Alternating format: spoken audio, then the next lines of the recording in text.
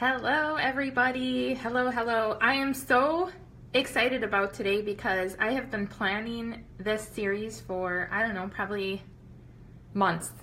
And I did a live video about 2 months ago and just kind of telling you that I was going to be doing this series, and I kind of broke it down into every week because I could be here for hours talking about everything that I need to talk about. So I'm really into educating. I became an educator a few years ago, just after being in the industry for a long time.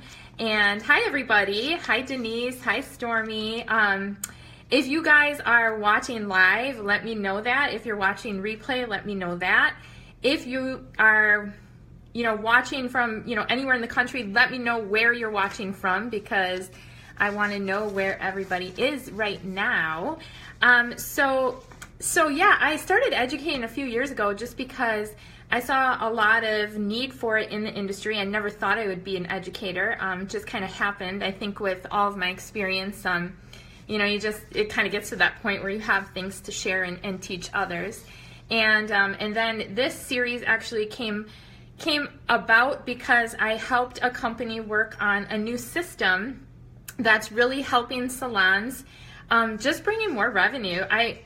I know there's going to be some professionals on this video, and I know there's going to be consumers on this video, and I'm actually going to cover things for both of you.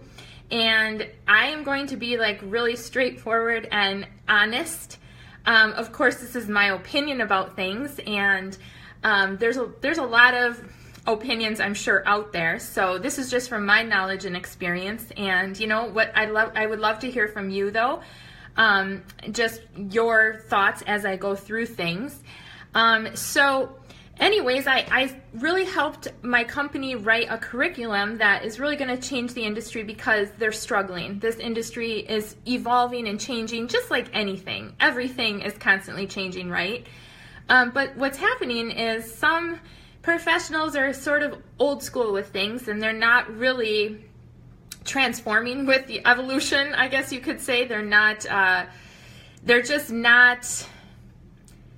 changing with the times, and if they don't, they're really going to have a hard time staying afloat.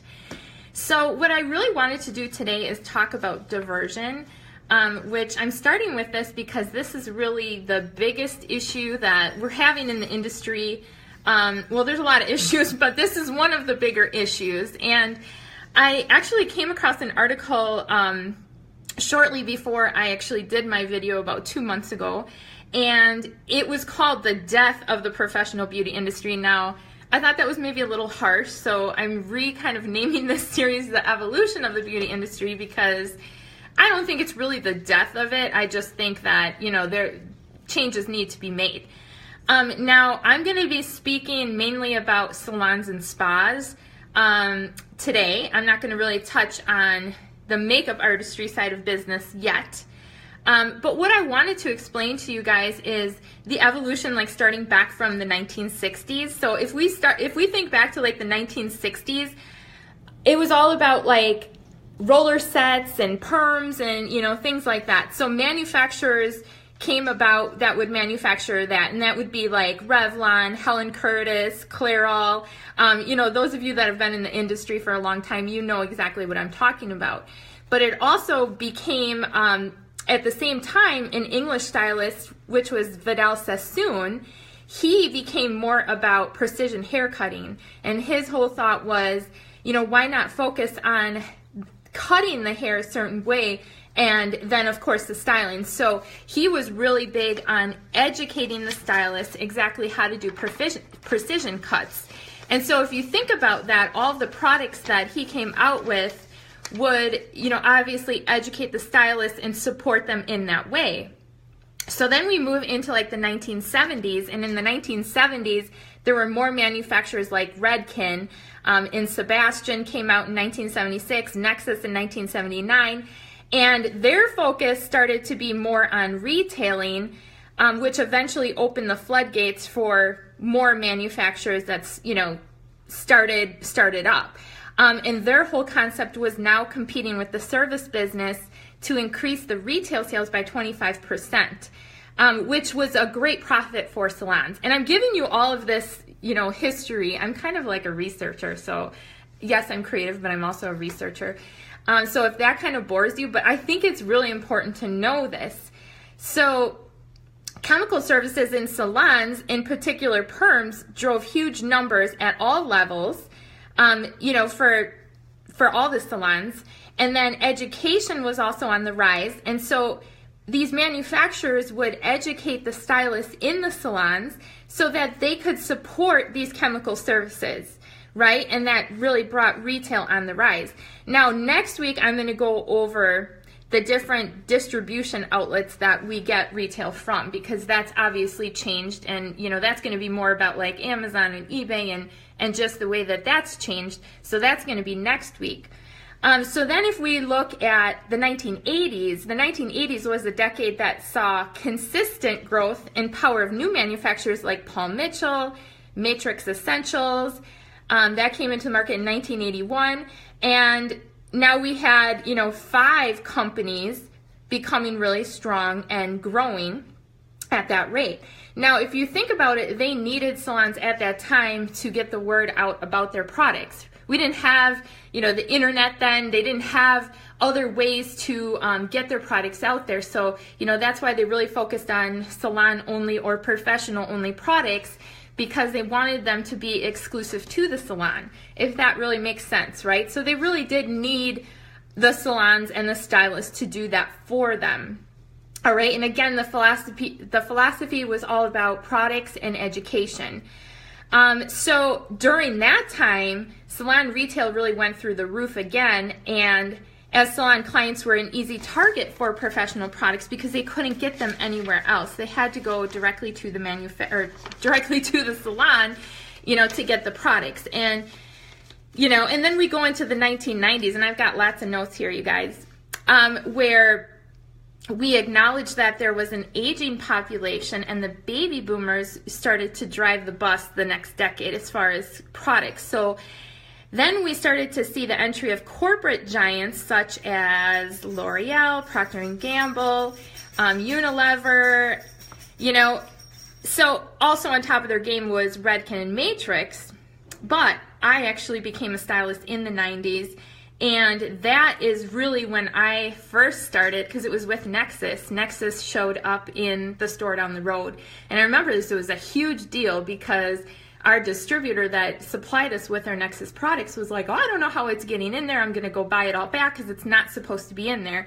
And that's why on a lot of products you used to see where it said not guaranteed unless it's purchased in a salon. Because, it was diversion at the time. It was products that weren't maybe necessarily legitimate products. They were showing up in the stores, and I'm going to get into my thoughts on that in a little bit.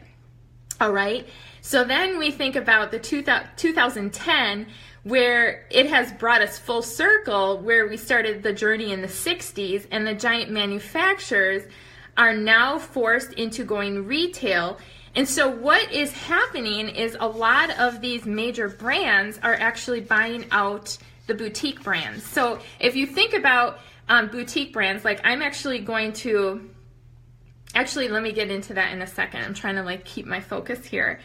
What I want the professionals to realize in this talk is that the global hair care market is $87.73 billion, and this is 2017 numbers, I believe. $62 billion in the U.S. All right, so what I also want professionals to realize is because of diversion and the way that products are marketed, a lot of salons that I see or stylists are just like, you know what, I'm just not even going to carry products anymore, because I don't know what to get because all the products seem to be turning up in the stores. All right, and I'm going to explain kind of my reason on why I think that's happening. Because if we look at it, there's about 7 companies right now that are controlling almost every single beauty product you buy. And as a consumer, it's important to know this because I'm going to explain how that's changing the products and what that's doing for you. All right, so what I want to start with is actually Estee Lauder companies. So Estee Lauder Companies is actually responsible for 24 of the beauty brands on the list that I have. This has probably changed a little bit since I wrote all this down, because like I said, it was a few months ago, and what's been happening is some of these are buying more brands. They're actually buying brands from each other. They're all wanting to be the biggest, the biggest retailer of the world. So that's all of their goals right now. But what people don't realize is Estee Lauder Companies actually owns Aveda. They own Bumble and Bumble. They own Bobbi Brown, Clinique, La Mer, MAC Cosmetics, Tom Ford Beauty. They actually just bought Too Faced Cosmetics as well, along with others. I mean, I could keep naming quite a few here, but those are like, Smashbox. And their whole market, I think, was estimated at $11.3 billion in 2016. So I'm going to actually use my experience when it comes to Aveda. I actually worked at a salon that used Aveda when they were bought. Okay, so we used Aveda when it was Aveda's company with the founder.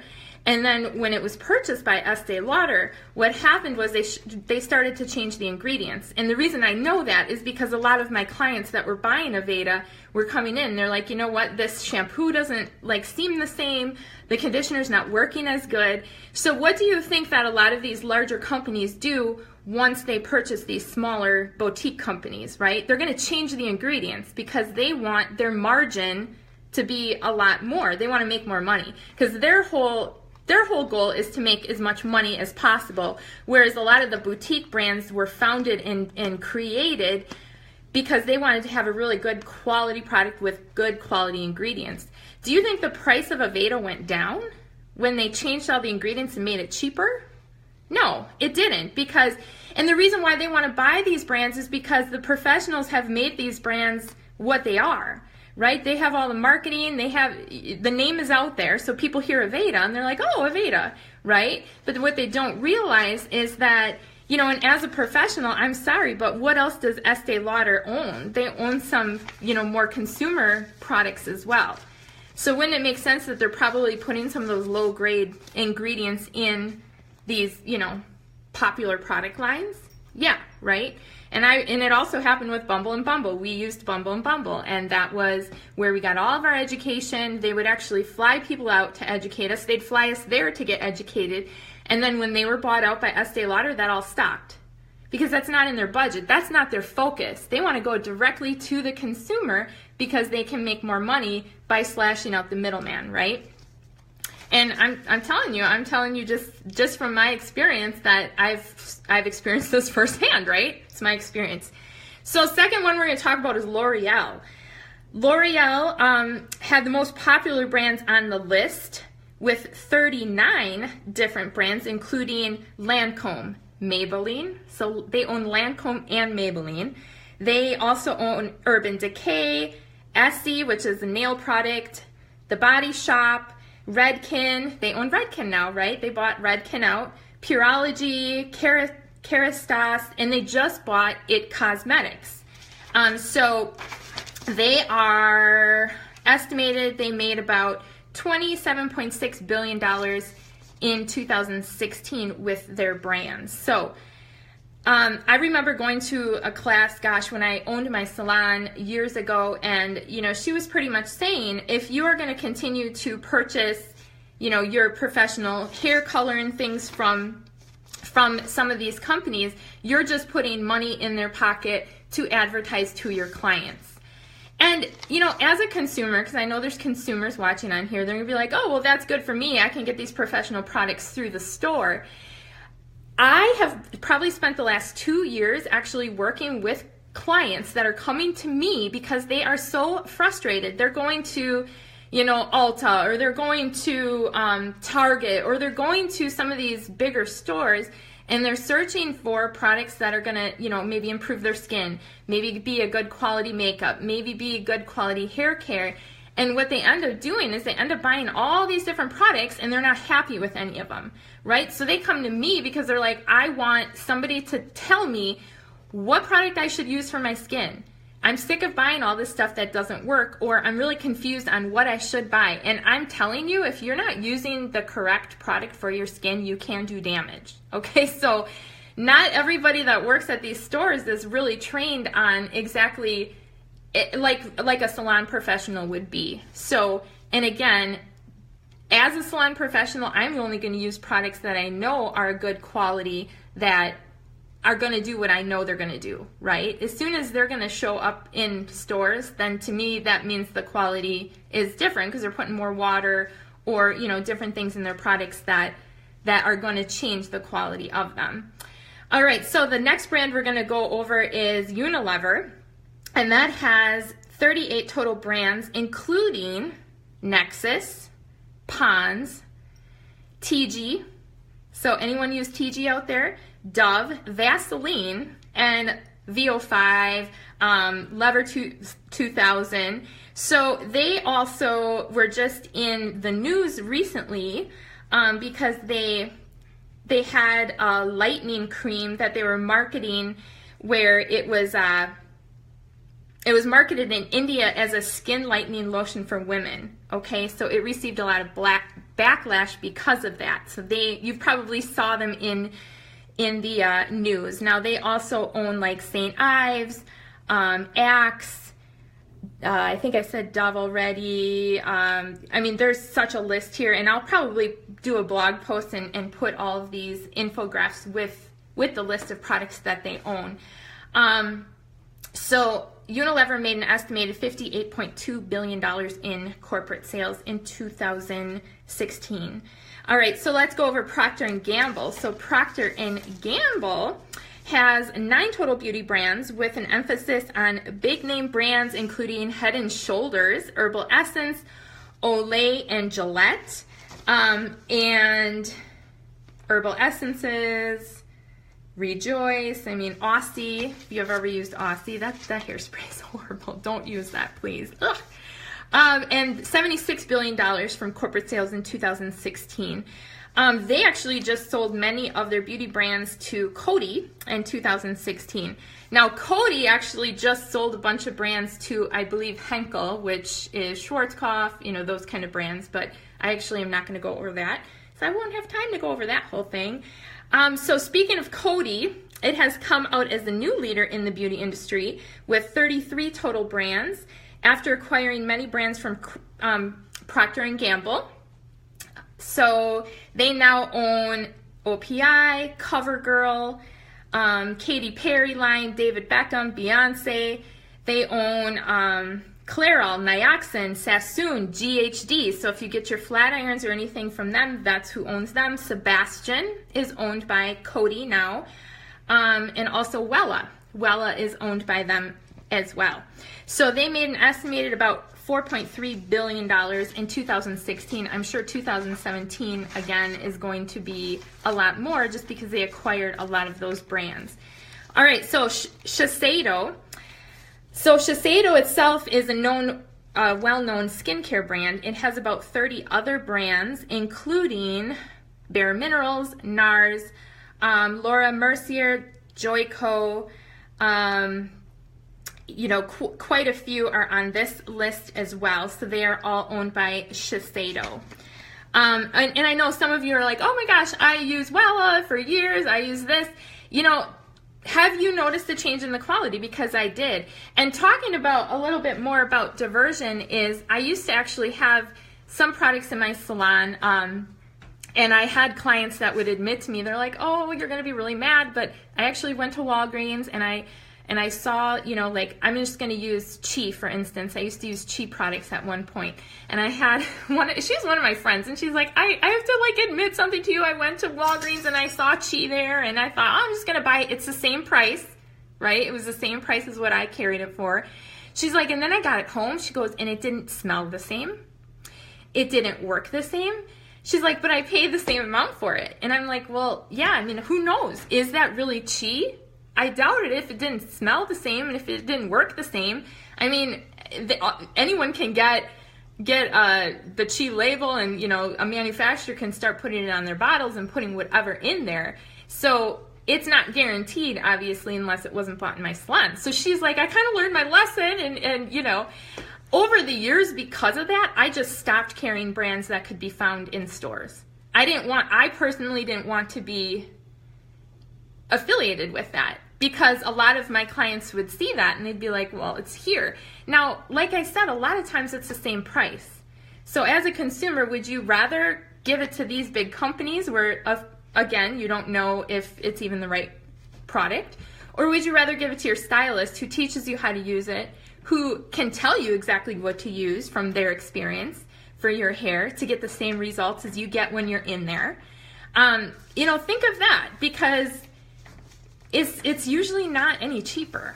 And like I said, next week I'm going to talk all about distribution and how that's changing and how salons can actually stay above that. Because as a consumer, if they're not getting their profits from any retail, they're going to drive their service sales up, and you're going to be paying more as a consumer, because they can only do so many services a day. If they don't have income coming in, I mean, I would be behind the chair 12, 13 hours, and it still wasn't enough at one point. So, which is why I'm retired now. So the next one, I'm totally getting off track a little bit here, but it's important. The next one is Johnson & Johnson. Now, Johnson & Johnson is actually a Wisconsin company, and I live in Wisconsin, so that is the next one. And major brands include Aveeno, Neutrogena, Clean & Clear, Rock, Rogaine. They actually own Rogaine as well. And they are about $7.1 billion in 2016. Okay, so, you know, again, what does it mean for quality? So if brands own budget brands like Garnier, but also brands like Lancome, what does that mean for quality? And if you have used some of these products for years, have you noticed a change in the quality? Because I guarantee they're not using the same ingredients as they did when they built the brands, okay? So if they share a parent company, you know, obviously they're sharing product technologies, formulations, ingredients, you know, things like that. So now, as a professional, and again, this is more towards salons and spas, because that's really mainly my background. Like I said, a lot of salons are like, you know, I don't want to really retail anymore because I don't really, you know, I'm confused, and I feel like there aren't brands out there. And they're just getting away from retail. And I really don't think that that's the way to go for you, because number one, you need retail products to support what you're doing as far as services. And so it is really important, more so than people realize. All right. So, and like I said, over the last 30 to 40 years, basically the pros have been losing gradually billions of dollars over those years. Okay. So now, as a professional, your retail to service ratio, just to break even, should be about 5 to 8%. If you want it to be profitable, it should be 15 to 20%. And if you want it be a leading salon, it should be around 30%. All right. So if it's at 30% or more, then that is a huge income for you. And, you know, like I said, I wouldn't give that up. So this is actually one of the systems that we're teaching, and we have amazing tools and systems for the professionals, for the salons I work with, where they actually can retail exclusive brands that aren't going to be found in Target or TJ Maxx, for that matter. So many things are at TJ Maxx. I go there, I'm like, and there's been a lot of pictures where people tore the label off of the brand and it was a different brand underneath. So they actually just put a label over the top. So again, do you even really know what it is? And this is not just salon retail. This goes for like electronics. Think about all the industries, because now the way that people get things with the internet or whatever, you know, I've ordered things from, you know, eBay or whatever as far as electronics, and it comes and it's like total junk. It's not even, you know, the brand that I thought it was, you know. So this is like this is happening. It's not, again, just salon products.